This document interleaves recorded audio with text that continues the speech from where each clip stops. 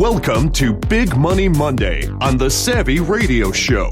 Get ready, you are about to get paid.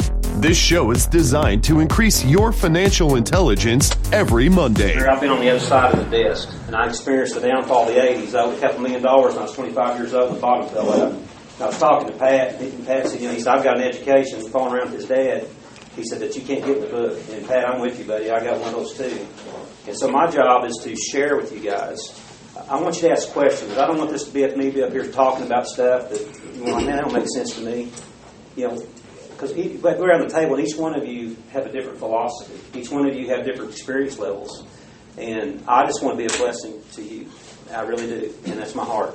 And Stephen knows my heart, and that's why we connect, because that's his heart. And I thank the world of him. And when you share your knowledge, Zig Ziglar said, if you help enough other people get out of life what they want out of life, Jack, you can have everything that you want out of life. That's just the golden rule spoken another way. That's exactly right. And so I'm all about that. I'm all about positive things. I got to tell you a little funny, though, before we get started. Is that okay, Drew? We all like the little Johnny deals, and so little Johnny's in class on a Friday, Pat, and boy, he's jumping up and down and stuff and all the time. But anyway, the teacher said, hey, something exciting happens over the weekend, Stephen. You'll tell us about it. So one Monday morning, there's little Johnny. He's bouncing around. Drew, and so the teacher said, little Johnny, I take it something exciting happened this weekend. He said, oh, yes, ma'am. He said, me and my daddy caught 75 catfish, and they all weigh 75 pounds. She said, now, Johnny, that can't be right. Oh, yes, ma'am. My dad's a great fisherman, and I'm about to get as good as he is, Pat. We caught 75 catfish, and they all weighed 75 pounds. And the teacher said, now, Johnny, what if I was to tell you this morning on the way to school, I was walking down the sidewalk, and this big old grizzly bear jumped out and tried to grab hold of me. About that time, this little bitty 3-pound yeller dog jumped up, grabbed that bear by the neck, threw him down this way, threw him down the way, killed the bear. What'd you think, little John? He said, oh, yes, ma'am. Matter of fact, that's my dog. He's a positive feller. I like to look at things in a positive manner. And just, if you want to get into it here, W-2 full-time investor. Well, let me tell you, there's 3 C's in lending that are they're key. It's cash flow, it's character, and it's collateral. In banking, And I have to tell you, coming from a real estate investment background and getting into banking, and by the way, I just didn't go out and go, well, I'm going to be a banker one day. This thing kind of evolved from the downfall of the 80s, and the bank that I worked for was called McLean County National Bank, and they took back all this real estate, things went south, and they had $11 million in real estate, and nobody wanted it, and I knew how to sell it. And basically, God had an opportunity, and I took advantage of it, and it's kind of evolved to here. But the good news is, I've been on the other side of the desk, so hopefully I can help. And so, cash flow is king. I mean, so, if from a W-2 to a full-time investor, I have a lot of people I see doing that, and that excites me to see it when that happens. But it takes cash flow. Just keep that in mind, which that's kind of common sense type of things. So, to get from a W-2 to investor, yes, it's very possible. We like to see other income. We like to see income streams from a banking standpoint. And you have to look at what is. I call it the blind side, and that's what happened to me in the 80s. I got blindsided. Tax reform law of 87. We had a lady named Maxine Kinslow that was a representative, and she cited mobile homes. They could be stuck over on ad valorem tax laws, and it was a disaster for me because I told the note on land, and they started repoing the mobile homes, and I got stuck with the tax bills on mobile homes that I didn't own. And it's the blind side that usually will catch you in investing. And I can tell you, I've known some smart people that worth a lot of money, and they'll tell you that watch out for the blind side. And I'm not here to be negative this morning. I'm just here to help you prepare that when the blind side happens, it takes a good partnership. It takes a good attorney. It takes a good accountant. And it takes a good banker. You need those 3 if you want to be successful in the real estate business. Because there's so many things. I mean, and it's so fascinating with me in real estate. Each one of you have a different philosophy. We could go around this morning, we could talk an hour apiece on your experiences and your investment strategies. And they're fascinating to me. Just being around Stephen, it fascinates me because he gets excited and new things. The Airbnb, that's a common thing. I think that's smart, being ahead of the curve. Hey, Jackie. Yes. Is there a specific number to go full-time? Is it Yes. Is it $50,000 a year? Because that's a question I get. A lot of people want to get into real estate. They want to quit their job. They got, they've been a W-2 for 15 years. Yeah. And they watch the video and they want to be a full-time investor. What's that? Is there a number? Yeah. Is there a certain cash flow? Tell us, is there a ratio? Yes. What we want to look for is, so if I got a cash flow and I want to take your funds available to service your debt. Okay, so if I get just to simplify it, just keep it as simple as I know how to keep it. Take your tax return, I add back depreciation and interest. That gives me a bottom line on your funds available for debt service, off your credit report, and also off your financial statement. I plug in your payments, everything's going out. I want to see a 50% debt to income. Okay, so if you can manage that, and you know what we usually see though is in the rental business, you guys have some great deductions. We'll get into that a little bit when we get into depreciation versus repairs. So I think to simplify it, Steve, and answer that question, we want to see a 50% debt to income when everything's all said and done. And now with all the LLCs and the corps, and as your company grows, we want to see more of a global. And this is coming, so you guys need to be aware of this from the lenders. Your outside debt. Your outside debt is debt that's got owed to me. So, you know, and it's Martin, right? I think I met Martin last time. So, Martin, if I've got an X amount of loan with you, and say I got $500,000 with you, you come back and want to do $1 million project, but I know you've got other things out here. We need to look at your outside debt, and that's fine to have outside debt, but it's got to be able to cash flow, because you might have another project out here that's draining your good project that you got with me, and that's coming. The examiners are going to want to see that. So if that makes sense, so if you've got 5 LLCs out here, it would really help me if you bring me the financials and the profit and loss on those, so I can do what we call a global cash flow. And then I'm going to take all that global cash flow, and I'm going to bring it over here to what we call funds available for debt service. Okay? Then that lets me know that you globally, you can cash flow. Because, and I guess it's starting to be a concern across the nation from the examiners that people got all this outside debt. We're just looking at this one project, and we're looking at ABC LLC, and then I'm looking at your personal tax return, but you might have 10 other entities out here. I have no idea what's going on in them. So that's coming. So, if your banker's not happy, nobody's happy. God, that's so truthful, because, you just got to, if you can make my life easier when you come to see me. A couple of notes that I made on that. And on this W-2 to full-time investor, is there any other questions on that before I get up on something else?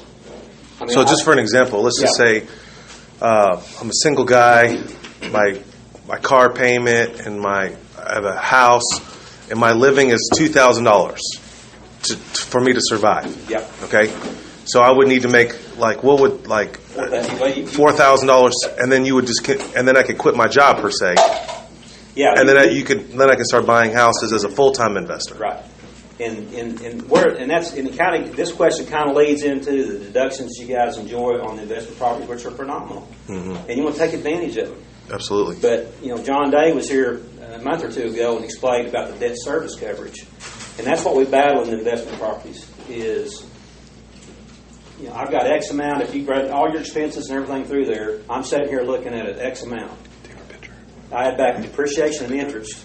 And that's what I've got to work with for you to service the line. That's as simplified as I know to do it. Just, look on and I'll go to your tax return, I'll go to your rent schedules, and they're all right in there. And I'll look at your gross rentals.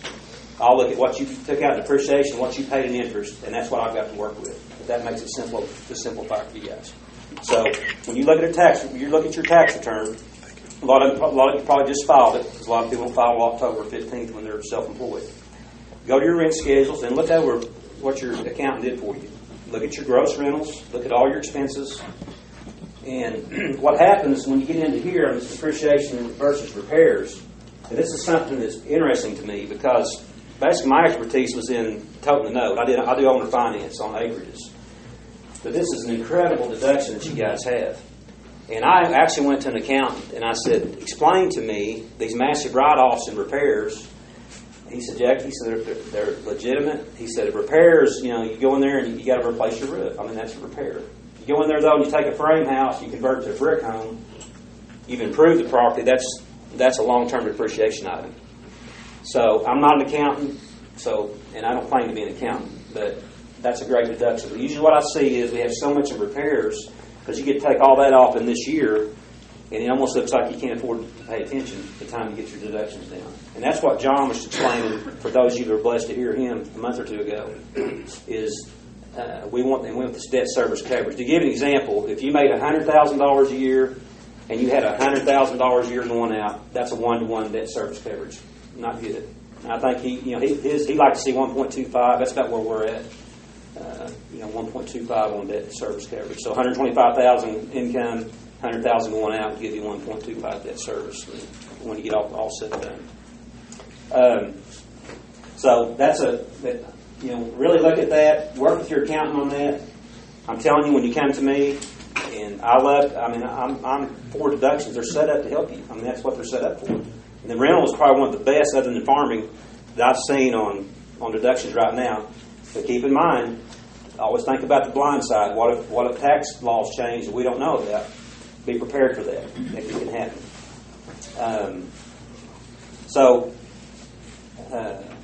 One thing I wanted to tell you guys, though, when you come to see me or somebody else, this is something that I always try to do, is tell me your story. This is the Reader's Digest version, because nobody tells your story better than you. And it doesn't have to be, don't have to be a novel. But I like that because, I come and meet you and I spend an hour with you and we write down all this stuff and I get a kind of an outline.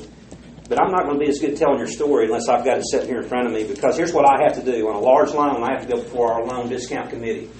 And I have to write a novel pretty much about you. I mean, I have to write where you came from, how did you get to me. Referrals are great. I use Stephen a lot. I'll just tell them, because they respect Stephen. And I'll say, Stephen Ben Collenberg referred to this. That speaks volumes to my ownership. And this is called underwriting. Underwriting. This is called underwriting. And this is called presenting I'm going to bat for you with about 13 very experienced people to get a loan to help you be successful. And so it's very important. I want to compliment on Stephen. As a matter of fact, when I first met him, Steve Sherman is our president of the bank. And Steve knows Stephen, and we came up and we drove around, had lunch several times. But when Stephen brought his financial statement, Steve said, "That's an impressive financial statement." I think I told you that, or I think Steve told you that. That's the president of our bank complimenting on how well his financial statement looked. And sometimes I get it on almost like a yellow piece of paper, Really work on your financial statement. A good financial statement is impressive to a banker. Financial is very, very important. If you don't know how to fill one out to your satisfaction, find somebody that can help you. It's so important that we see that. Your rent rolls are very important. Have a good spread there. Tell me where it's at. Tell me what you're renting it for. Tell me what you owe on it. Tell me what your payment is on it. What is your vacancy rate? Very important stuff. How consistent is your vacancy rate? You're at 95% right now, but man, I was at 65. But I turned this thing around. Give me a history on the property. Legal descriptions that are real helpful to me. And what we do at the bank, I'm a big fan of title insurance. I mean, I learned the hard way not having title insurance, and I love title insurance. And I'll give you one quick example. My father-in-law and I had a project in Kellyville, Oklahoma, 240 acres. We put it 2.5-acre tracts. And this is in 1982. You got to understand, we started this as green as anybody can be. I mean, we just started, just a couple of cowboys and farm boys, and just went out there and went to sell. Yeehaw! Yeah. And brother, did we get an education? And so in 1982, we toted our own notes, so we did our own closings. I did people, carried back a mortgage just like the bank. We had our first cash sale. We go to closing, and an IRS lien showed up from 1947 on this property. Wow. We go, oh my God, but thank God we got title insurance. So my father-in-law calls Bill Sheehan, and on the title insurance company in Sapulpa. He said, Bill, I got a problem. I'm down for the cash closing, and I can't close. He said, let me check on it. In 2 days, he tracked it down. It had been paid, but never been released, and got it done. If we didn't have title insurance, and Jackie can tell you this, we would have to spend the money. Possibly a quiet title. A quiet title could be, a couple of grand, Jackie, $2,500. Take it maybe 6 months. We'd have lost our cash sale. So, brother, right then and there, as a young man, I said, I love title insurance. And so I'm a big proponent of title insurance. Let me tell you why I like title insurance for your benefit. If you've got an owner's policy, you can bring it to me, and I'm going to use that, and I'm going to get a title report. Well, guess what? I just saved you a tremendous amount of money. Maybe $1,000, I don't know. Because you got to get the abstract brought today.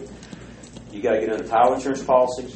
You're talking about a lot of money. And that's what I try to do. If I can save you money and it'll match my policy, I'm all about that. And I'll try everything I can to help you, because I know those fees are important to you, because that's that much less you got to pay back, which is that much more profits will go in your pocket. Get title insurance. So document, another thing I think, if you're not on QuickBooks, My wife does all our bookkeeping, and I could call her today and say, Paul, I need a profit and loss on Sleepy Mills Estates. Boom, I got it. I can take it to my banker. I got a banker too. Yeah. And so, get on QuickBooks. Profit and loss is awesome. Because here's the deal. If you just filed your tax return, this is October of 2016. I got a whole year. I don't know what's happened for a whole year. So now banks are wanting to see profit and losses. And just go ahead and get adapted to it. You know, if you got to pay somebody to do QuickBooks for you, do it. I think it's money well spent. You're going to have it going forward as things change and regulations tighten up. How many of you have heard of Dodd-Frank bill? About all of you now, investor. You guys are more privy to it than most. I spoke to a group of insurance agents here a few months ago. About 4 heard about it. Several were all across the nation. I didn't get into it. I said, go talk to your banker. We need help on this deal because we've been blessed in the rental, but it's coming. Guys, and I don't know if it's in this massive bill that's about this big, but it's a pain right now when you're trying to just do an owner-occupied house. You know, personally, it takes forever. And I mean, Jackie probably can tell you. And there's no tolerance on the closing statements. I mean, you're probably learning from your people that close, your closing agents, you guys that are brokers in here. You know about it, and real estate agents. I think at this point. Is there anything on your mind? I mean, I would rather just open this up. Rather than me just talk up here, just like Stephen asked me those good questions. Is there something you've been thinking about? And there's no silly question, guys. Trust me. I'd love to help you any way I can. I got one, Jack. Yes, sir. On the Dodd-Frank bill, if I understand it right, you may be able to help me as well. You got to be really careful in a contract for deeds. So you only do 2 or 3 a year, if I understand it right. Now, here's my question. Right. A mobile home. If I made a contract, if I made a lease with you to purchase this mobile home, let's say it's a 10-year lease, and then you have the option to buy it for $1,000 or some fairly nominal sum. Really what I've done is financed it for 10 years. But the land would be a separate transaction. That way I could file a UCC lien on the mobile home and a mortgage on the land, thereby, I think, avoiding Dodd-Frank. Land got added in on the Dodd-Frank. It's just kicked in. We've been dealing with it about a year now. Wow. We do a lot of land at our bank. We do a lot of land, acreages, farms. That's how I came on because I'm a land developer. That's how I got involved in the bank. What we have to do now is when you make all I can speak from is what I deal with on the land and also with the number finance type situation. Jackie, you might know more on the legal end of this. We have to, when you make application, I've got to, even on land, I've got to get out a notice you within 3 days respite, just like we used to do on a 1 to 4 family dwelling on a house. Then we have intent. Then you have to say, yeah, Jackie, I want to follow through. You sign it, bring it back to the bank. Then I go out and get the appraisal done. I get all the title work done. Then we have what we call a closing disclosure. And I've got to get that out to you. And then we've got to wait 4 days if it's in person, 6 days before I can close if it's not. That's just on land. No, Jackie, I thought that's just for owner-occupied.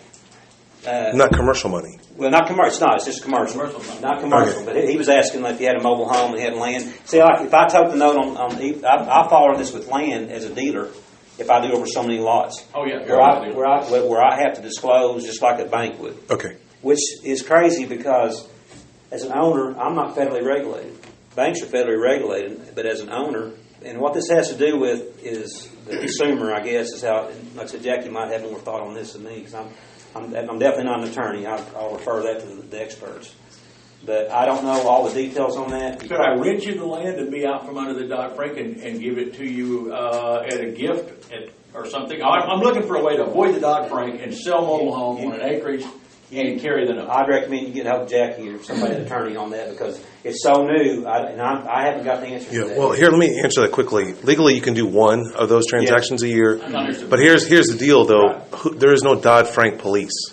Okay? So they're not crushing down on Dodd-Frank. It's just a risk that you're going to have to pay. And the penalty is 3 years of paying back all monies that were paid. Or 2 years. If you did 100. Right. I'm just saying, that's your risk right now. But there's people that are doing tons of those deals mitigating against that risk. All right, let's move on to the next one. Yeah. Any other questions for Mr. Liston? Yes. You mentioned bringing the title insurance policy to you. You're talking about during a purchase, like the previous owner's title insurance, as far as doing a title report. Is that what I wasn't following? Yeah, I can, let's see. Well, okay, your question would be, you're purchasing it from somebody. And Well, let's talk about how. Like, I came to you and I needed a refi. yeah, on the refi, and that's why. Yeah, that's a good question. Give him that example. What you were talking about. Yeah, that's good. And that's the kind of questions I want. Okay, Stephen comes to me for refi. He owns it, so he's got his own title insurance policy. In your case, where you're going to purchase it, I want you to go ahead and go through the process and get your own. You'll have to get your own title insurance policy on purchase. But once you own it, now that's a good question, and it's in your name, and we want to do a refi. Bring it to me. I want to use your owner's policy. Then I can get by with a title report that covers the gap, and that way we save a lot of money. Okay. Because I'm good. Because I know when you bought it, the title's good. We're just covering the gap. So everybody understands what he's saying. So when you go purchase the property the first time, get title insurance, and then when you go back and like I purchased the property, I get title insurance 6 months, 6 years from then, I contact the bank. Yes. And I'm saving that title insurance again. I just give him the report, and he just does a gap check, which is like $70 versus paying for the whole brand new title policy. Some banks actually require you to get a new title insurance policy, a lender's policy. Yes. In this case, you don't have to. You're saving a couple $100. Like I just refinanced 15 properties over there. Think about the magnitude of that. That's like $4,000. Yeah. So with his bank, that's a question. If you want to be a savvy borrower of money, is it okay if I give you a title report? Is that what it's called, or what's the actual terminology of that? Yeah, a title report is what I'm going to cover the gap with. It's an owner's title insurance. Owner's title, yeah. And then on a purchase, though, to get back to your question, I'm helping you on the purchase. You're going to go ahead and get an owner's title insurance policy for $50. I'm going to get a lender's policy to cover us. Okay, let's say you came back and you got a couple years, you built good equity in that. I want to use that lender's policy and just get a title report on it. You come back and say, Jackie, I'm going to leverage my equity here so I can give 100% on this deal so I don't have to come with my cash. And I'm going to use that to save you some money on a lender's policy. So when you get an owner's policy for another $50, you can get a lender's policy. And that's what we do at the bank. And it just saves you a ton of money down the road. Plus, if anything ever pops up, you don't have to, they've got to solve it. You don't have to. It doesn't happen very often, but I've experienced it. It does happen. I mean, they can miss something. Does anybody have any questions? All right, walk us through a process. Hey, I'm a real estate investor. I got a couple of houses. How do I engage a banker? What do I do? Where do I go? Well, first thing is phone call or a referral. If maybe you know Stephen and you'd be more comfortable if we had some coffee. I met you over here wherever and had some coffee. If you're comfortable talking to me, you want to come down to the bank. I mean, I've been known to come to see people. I'm kind of a mobile banker. I mean, I don't get glued behind that desk because I think it's important. And so we would talk, set an appointment. I would tell you the things to bring in, email, that type of thing. Things kind of went over with. I want you to bring everything you can to help me get success. Now, you're the first banker I've ever met that was adamant about seeing the properties. Is that a business procedure that you guys do? And why is that, and how did that work? The reason we want to see the properties is you get a better feel. I think you get a better... Here's the thing with me. And I've done this from the day I've been in lending, is, I go out, if it's a farmer, I'll go get on the tractor with him. If you're proud of your operation, you want me to come out. You want me to look at your stuff. If you're not, then that's a question, And Stephen can tell you, Steve, the president and I went around with him, looked at some properties. We get a feel for your company. We get a feel for the properties because some of these, of course, you guys know, I mean, you can get one block over here, and you go a block over, and you're like, man, the houses are not renting there. Right? I mean, in Oklahoma City here, I mean, it's amazing the learning curve that I've had since I've been around Stephen and some others that have been very successful up here. And, we've also, the bank took back $11 million in other real estate. So I was telling Jackie, I've seen just a little bit of everything in repo properties. And you all have too. When you buy them, I mean, like she said, go down to the studs, man. I mean, just start over. And so I think I take that view. I'm sure there's always some surprises out there. But from doing owner carries and owning rental properties and with the bank repos, I've seen a little bit of everything. So they can go south quick. So we connect with the phone. How are you doing? We meet together. And then here's the process. Okay. I'm going to work as quick as I can for you. I'll always be honest with you. It depends on my workload. I'm easy to get hold of, by the way. I do try to return phone calls that same day. If I don't, then you can believe there's an emergency going on. I think it's important that I call you back. You're very important. And there's no stupid question. And if I can't help you, I'm going to try to find somebody that can. I'll just be that's just who I am. And so we come together, you bring the stuff that we need. Let's say you're trying to buy a couple of properties over here. This is the biggest thing. I'm a leverage guy. We all want to leverage. I was leveraged to here. And blindside hit, brother, it's not fun. You want to build equity and stuff, guys. I mean, but you're trying to get started, you know. But if you've got, just like the example I gave of him, let's say you got a property paid down to 60% loan to value ratio. Well, we got a little bit of room in there. My normal policy is 75% of the purchase price or the appraisal, whichever is lesser of the two. Well, a lot of guys don't like that. And they say, well, why are you doing that, Jack? Yes, when we did that, we had so many investors, and they were given $30,000 for a house appraised for $50,000. They weren't putting anything in it. Banks want to see you put something in it because we have regulators that come in and look at your file. And I have to say, the regulators, if we do our job right, if you guys bring me good documentation, I do my job right, and I have your file stellar, they're going to look at it. Everything's in there. This is a good loan. Move on. You know, and we want that thing just as documented as we can. But we, you know, at the same time, you know, and if something happens, because when you study real estate goes through cycles. We've been in a cycle here for a long time. You know, several of you around here are veterans, and you can probably agree with me. But you know, I just want us to be prepared because you know you need your team working if we get blindsided down the road. You know, rental's great right now. It's phenomenal. I think it's awesome. I think it's a great place to put your money. Build equity, though. I'm telling you, if you're looking at a guy who's leveraged up to here, build equity. But you got to get started. You know, I know. I mean, that's what we did on the land. I put 10% down. Farmer carried the note. I borrowed the money at the bank. You know, I mean, I didn't have anything when I started. You know, I leveraged. So I understand leverage. I'm telling you, though, banks want to see you put something in it. Now, I can leverage over into a property that's got equity. You don't have to use your cash. So, guy's got two houses. He comes in. I'm gonna be limited to 75. You know, I can sometimes go 80 if it's the right collateral and you know you got a pretty strong financial. But if you're just getting started, we're going to have to build equity somehow. So we're going to have to get, you know. I have had people an owner do a second. You know, you might come in and say, Jackie, hey, I got 10% down. The owner's going to do a 15% second for me. I'll ask. All the comedians tell me no. Maybe that's the way. I'm going to get creative though. I'm going to try to help you. Because like I said, I've not always been in banking. I've been over here, and I know the struggle that you're facing. You're trying to get started. Man, if this guy don't help me, I can't live my dream. You know. So I'm going to put myself in your position, and then I'm also going to try to give you advice. Man, you might want to be careful there. Here's where you really want to get to with the bank is, and I would do this for Stephen. If I saw something in the rental market that I thought, I would call him up and several of my other guys say, "Hey, man, you heard about this?" No, man, I hadn't heard about it. You know, this thing's coming down, a law or whatever. And I believe he'd do the same for me. Jackie, you might want to pay attention to this. I'm just noticing that here. I have farmers that do that. I'm an ag guy. I grew up on a farm in Jones, Oklahoma. And I've got 2 or 3 farmers that they tell me what's going on. I tell them what's going on. We need these relationships to help each other. You know, good attorney, good banker, good CPA. And in that way, and if you do things right, you build equity. Get back to your question. We figure out you can put your equity into the deal. And then I'm going to get you pre-approved before I spend a dime. I see a lot of banks go out, they get all the appraisals done, spend all this money. Oh, I can't help you. Oh, great, I spent $2,000 and I'm not no further ahead than I was. I don't do that. We get approval first. We are a family-owned bank by the Sherman family. And we just have a new succession. Steve was just promoted to president, by the way. Cool. And Donald, his cousin, and we're all about the same age. And we've been in business since 1922.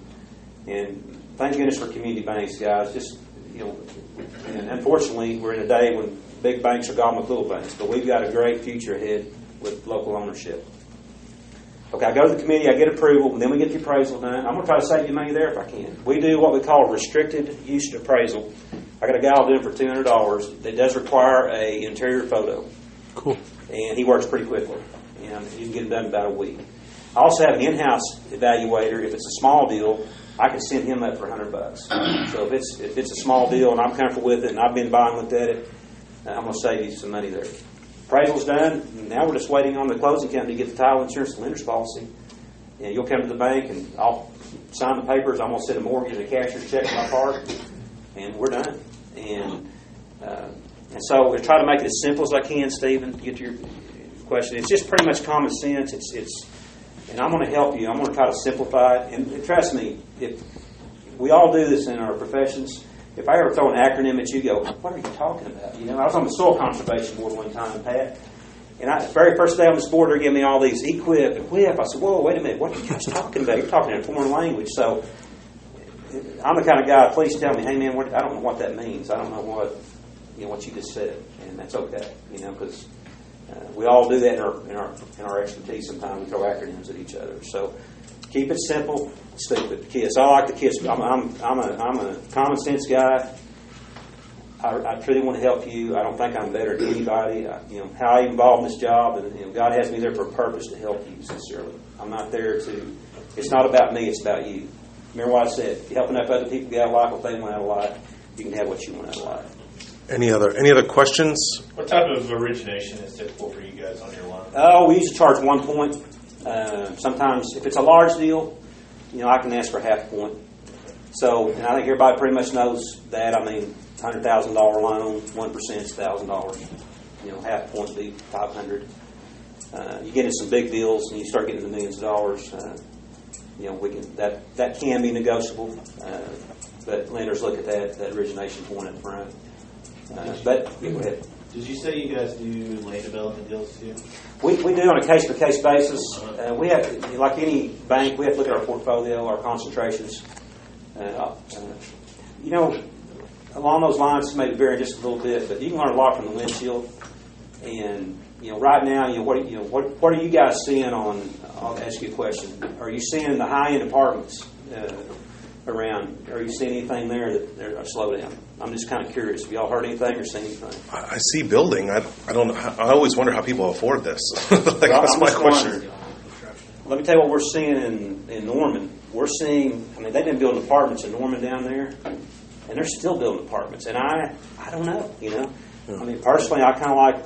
I assume a lot of you are investing in the single family and some apartments, some multi-family units, but I know you got a different market up here. But I'm just telling you, you just see a lot from the windshield and kind of look at that. I'm going to throw this out here about Norman. I'm just talking to you all, not you. I understand. No. You got to watch Norman because it's higher proportionately than most parts of town, and you'll think you made a hell of a buy. And you get used to Norman prices, you'll pay too much in South Oklahoma City. I mean, Norman is kind of its own little world. You got to know the market, right? And that market is higher than it would appear.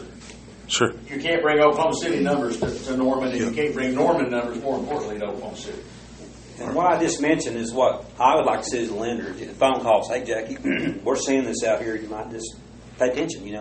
I'm probably going to know it anyways because probably there's going to be some deals coming up like, hey, this deal's struggling to get full, and I can make a buy on it, and I'm going to do this, and this, and I'm going to get it occupied. Is there anything particular that you like lending on more than something else, like whether it be residential, multifamily, or commercial? I would say that the apartment deal, we're going to be more selective. Okay. We'll loan on them, but I want to know what it's going to be. Each deal's going to stand on its own because of what I just said about concentrations. We're a little bit concerned right now. Our apartments getting overbuilt. We like the 1 to 4s. What Stephen's base has been. We like commercial. I mean, we've really got into commercial lending in the last 4 or 5 years, which has been great for us. I love the commercial deal.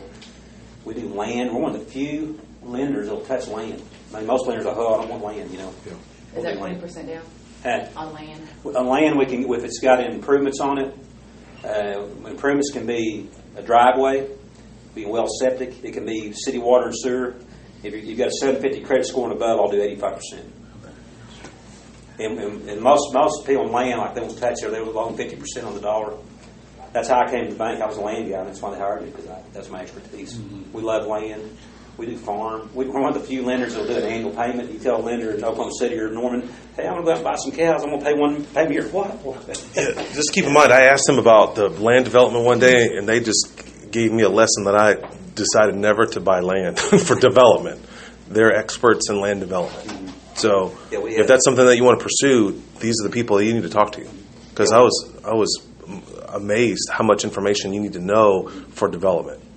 When you go through, by the bank being in business since 1922 and going through the downfall of the 80s, we have a strong capital. And capitals, and we won't get into banking and stuff, but a strong capital is very important for a bank. And we're conservative, but we're risk takers, just like you are. But we want to be that partnership where we both have success and to be prepared for the blind side because you just got to be prepared. I mean, And you're looking at a guy that is never going to see a 4 day. I wonder. All right, we got about 4 more minutes. Anyone else have a question? This is a real estate banker, knows what he's doing. Yeah, Jack. What about short-term transactional lending? Like a bridge loan? Yes. Something like that. Rehabbers or Sure. Yeah, we'll do 1 year interest only, depending on the deal, Jackie. But every deal really stands on its own. Everybody's got a different plan. Everybody's got a different. So we want to evaluate that deal, and if it's an area that I need to go by and look at, I'll drive by, snap a picture. I did that recently for somebody that Stephen knows, and because it was the person, we went by, snapped pictures. It was a great deal. It's done. Every deal stands on its own, but I just want to tell you, there's no silly questions. You can call me anytime, and hey, I'm not going to think anything. That's the only way we learn. I learn from you. I'm constantly, I think we need to be good students, and that's why Stephen's hard is teaching, and that's why I love what you guys do, because, that's the best way to learn is to teach it, right? Well, my philosophy, the more you know, the more you make. No, but I mean, it's the truth. When you share, the more you know. Yeah, when you share knowledge, because I know the people that helped me in my life. I've had some bankers that, man, if they didn't go with me, I wouldn't have been standing here today. And brother, you don't think I'm loyal to those people that were just honest with me and said, hey, Jackie, what if you did this and saved my life? Mm-hmm. When I was drowning, literally. I'm just telling you, and so that's why I'm so passionate about helping you guys, because somebody helped me, and I'm still learning. Hey, man, I don't figure I'm gonna quit learning until God takes me home. So we learn from each other, and I just happen to be placed in this place to help. That's awesome. For such a time as this. Is there any more questions? This is a once in a lifetime opportunity. The guys will tell you anything you need to know. And call me. My cell phone's on that card, and like I said, go right ahead. One question: if you own property out of state and you're investing here, also, how do you handle that as far as? Good question. Will you lend out of state, or you just? No, our lending areas. Pretty much our lending areas. Like Oklahoma County, Cleveland County. We'll go outside the counties. I'm not saying we won't go. It's about got to be in Oklahoma. Occasionally, we might do a hunting property or something. It depends on our customer. But pretty much the metropolitan area. That's awesome. I put your hands together for Jackie. Thank you, guys. Appreciate Anything that stuck out to you that you learned? I love the tell the story. Did you hear what he said about that? When I was first start borrowing money from bankers, I would try to interview. I didn't understand they were interviewing me. What do you do? I didn't know that they were asking me questions for underwriting, because they're going to go back to the board, usually $250,000 and above, or even $100,000 above. How often do you have to go back to the board for approval? Anything over $100,000, and we meet twice a week. So anything under $100,000, but say like you want to buy an apartment building and you got a couple assets, you think it would be easy. Hey, I got $1 million in assets. He still has to go to the board to get it approved. Mm-hmm. Well, you need to help. His job is to underwriting. What underwriting is a file like this that examiners look at, has your name on there. Am I right? Yeah. Okay. And inside there, it's like your thing at school, right? Did you cut school? Where did you get in trouble in the principal's office, Marlon? Okay, this says it in there. Okay. Now, so that didn't show because you'd already wouldn't have had a So the one thing that I realized when I was starting to meet with a lot of banks, they would ask me these weird questions, and I never knew that they were underwriting me for their report. So you got to be. The way you present yourself, you don't want to come in there. I know you're going to do underwriting on me, homie, so let me give you this information. You got to be casual about it. Another thing that I do to earn their respect, this was the first bank that I went down there, I filled out the application, I was on a referral, someone sent me, said, hey, you need to talk to this guy. All the way in Noble? Oh, no. So, if you know me enough, I don't like to drive. So I went down there, we had a wonderful meeting, and then I was like, okay. And I was like, and then I sent him a list of properties. Then I'm like waiting, like what's going on? I need to refinance like 17 something like properties. And he's like, hey, we want to come meet you. Okay. And so I was a little nervous. What do I wear? What do I say? Is this the day that I take a shower? Long pants for a start. So I have that deal going down. And they showed up, him and his posse, and I was like, they're all countryed out. And I was like, okay. Because the other bankers were all suits and ties. Yeah. And it's interesting, I've had this meeting with several people. And I was nervous. They're driving. You sit in the front. Oh, okay. And they're leather SU Super V. And I was like, I had a list of properties. I'm like, you sure we'll grind it out? Let's look at all these properties. It was just, but they were underwriting me. They were like, what carpet do you use? Why do you paint this color house? And then after we showed like 3 or 4, I was like, I got 10 more out. They're like, we've seen enough. But that's the point is, and then I had another banker come in, suit and tie banker, totally different philosophy. What is this building? What are you doing? Where are your financials? And so each banker is going to be different. You need to know, and you need to be prepared for their type of personality and what they're doing. Now, since that relationship, it just was easier to develop a banking relationship from there. But you need to know that. That was one thing. The financial statement, a trick. Why my financial statement looks amazing is because I had a retired banker do my financial statement. A guy that's just like him, that's all he does all day is look at financial statements. I had a man like him, a mentor for me, do my financial statement. Does that make sense? And so if you're weak in that area, not everybody's a rock star and financial. I'm not a rock star. I just hired a rock star. Does that make sense? And so if you're struggling with your financial statement, I think Jackie's a busy person, but you might want to Google it up, figure out what's a liability and an asset, kind of put it together. I can kind of help you, and then try to find another person that can help that. Yeah. Banks will sometimes send you a template to go. We got my own template. Their template, it just depends on where you're at. But yes, you could use their template. Sure. Some bankers actually fill out a financial statement for you, which is interesting. Some bankers fill out loan applications for you. I've seen that go down. Title insurance policy, you guys figured that out. We covered that enough. Anything else anybody learned? You guys understand the global reporting? Do you understand what he meant by that? Everybody understood what he said about global reporting? Okay. Years ago, you can have an LLC be domination. Like Superstar, it looks like $1 million. And then you got this other business that's failing, you're taking losses on there. And why do you do that? Does anybody know why would I do that? To even it out. To even it out. There you go. Okay. Even it out. What does that mean? That means, kind of shelter some money. Okay.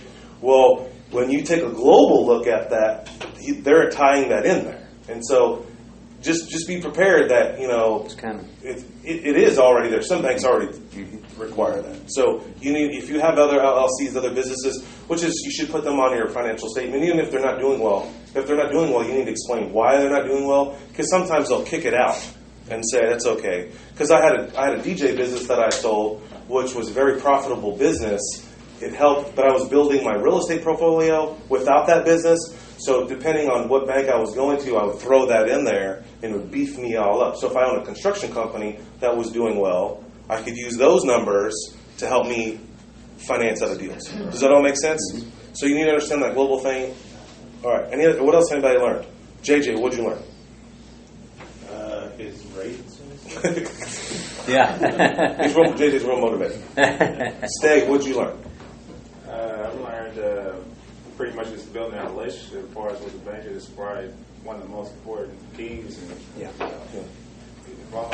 That's a great point. When I started out, when I got my very first big loan, and I was scared, and it was the first time the banker said, "Oh, we're going to have to do draws." I didn't even know what a draw meant. I was like, "What? I can't get all the money right now?" Oh, no. And I didn't understand what I got a $200,000 loan. I financed the property at $150 to close it, but I had $50,000 sitting at the bank waiting for me. I thought they would, normal transactions I've done before, they would just give me a $10,000, $15,000 check, no big deal. This banker was like, no, this is a huge rehab. This is a 14-unit apartment building that I was rehabbing. You need to do draws. And I was like, oh, wow. Now, if you're a builder, you got to do draws with an inspection. Okay, so that's another arena.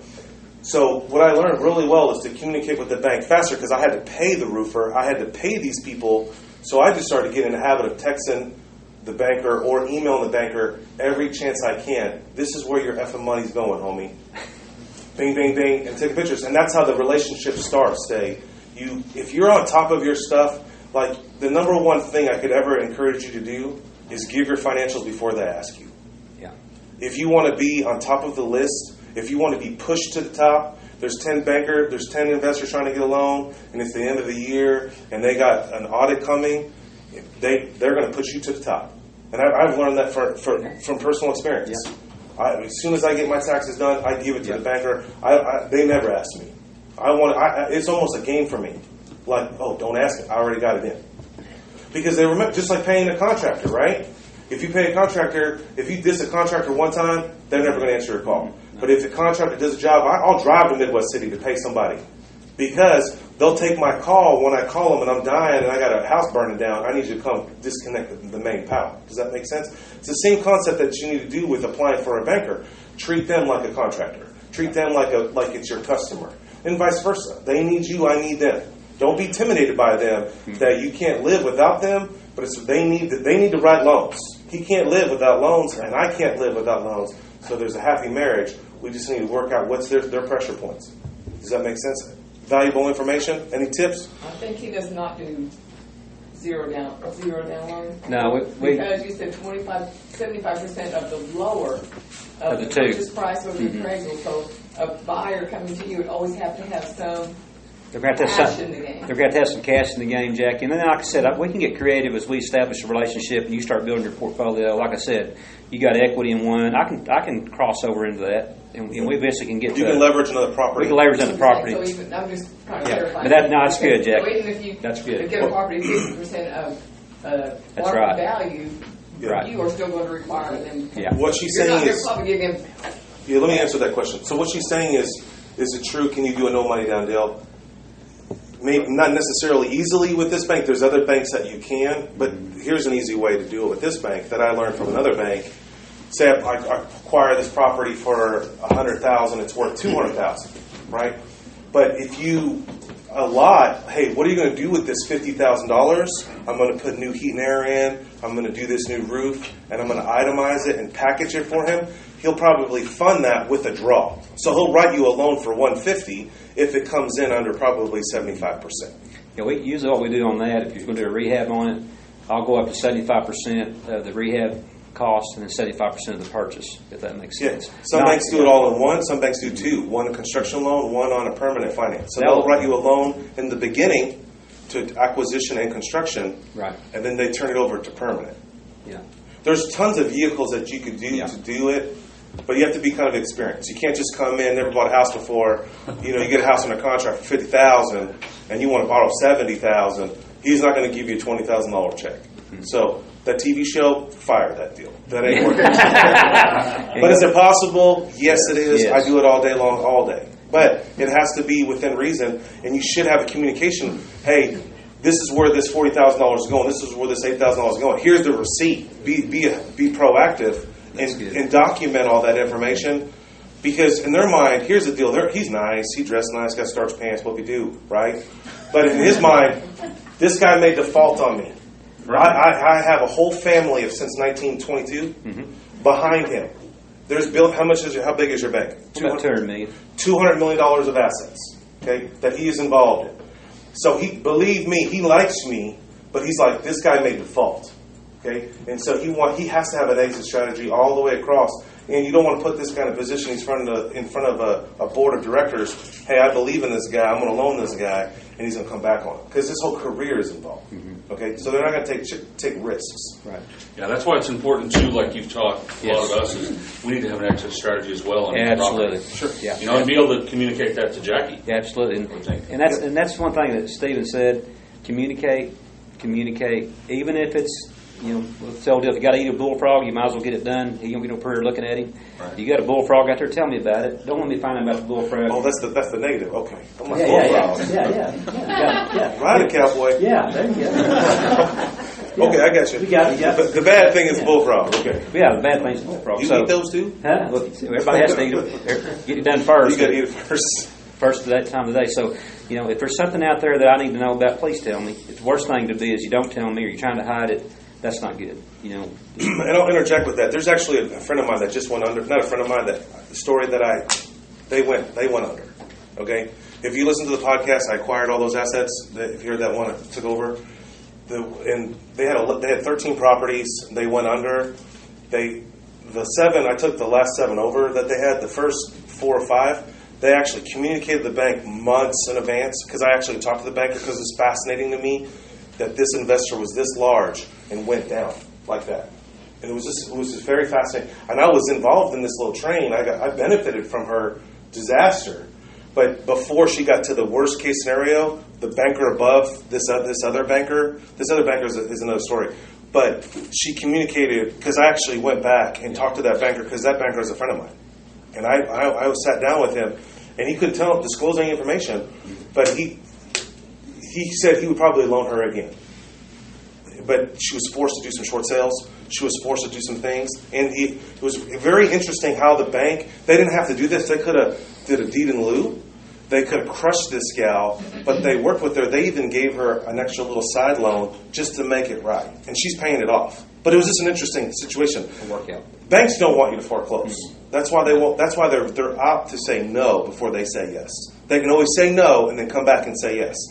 They'll be very leery to say yes first because they're committed. And now with this Dodd-Frank BS, it causes even more problem. Okay?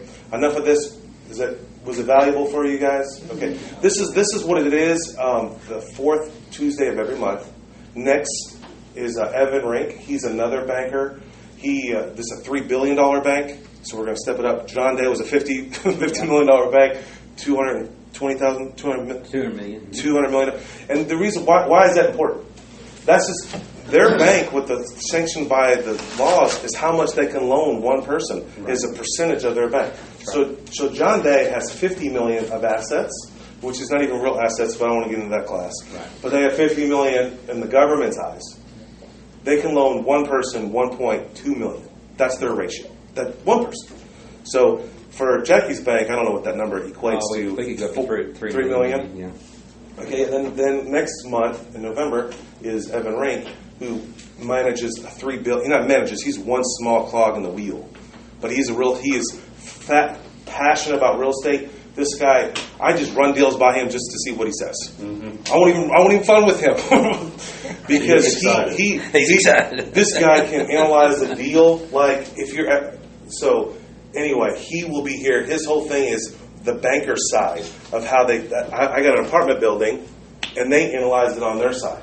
One time I tried to buy a car wash, and this is in my red book. Okay? Red book. Okay. This is in the red book, and I was. I gotta be cautious what I say. I was excited. I was going to say hot and somebody, but I was hot and somebody, and I need to be cooled off with a car wash. I was super excited about this car wash. It was in Mustang. It was right by the high school. I negotiated this deal. I was going to lock this deal down. I got it under contract. Got all these financials. I'm thinking this is a no-brainer, no money down deal.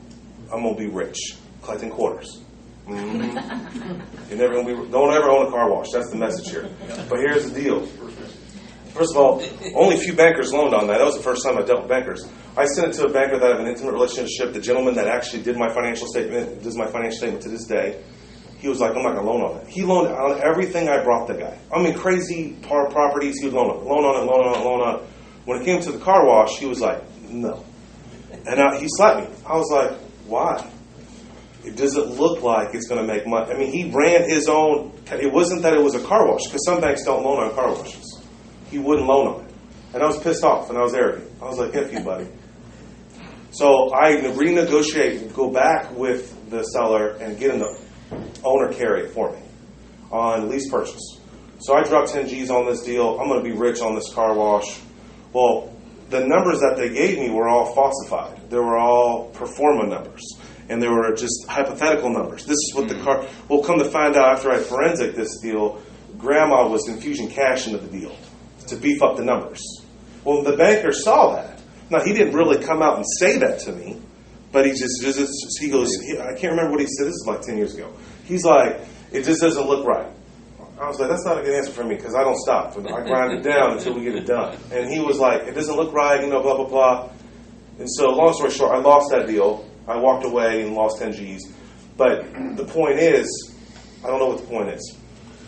Don't buy car washes. Listen to the banker when they tell you not to buy that deal. Yeah, right. Well, or get another hint, because I had one banker tell me no go on a commercial apartment complex, right, and the other one doing flip circles, wanting to give me all kinds of equity out of it. Right. Yeah. Right. So and again, that's their the guy that's coming next month. His specialty is apartments.